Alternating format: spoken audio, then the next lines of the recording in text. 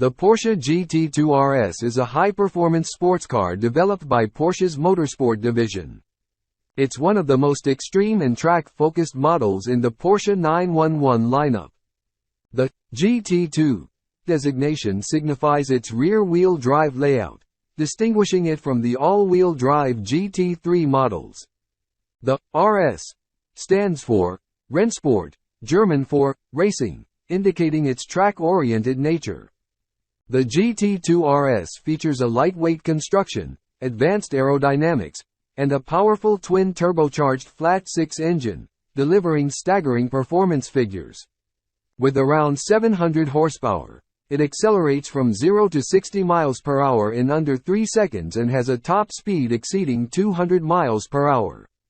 Its suspension, brakes, and aerodynamics are all optimized for maximum performance on both the track and the road.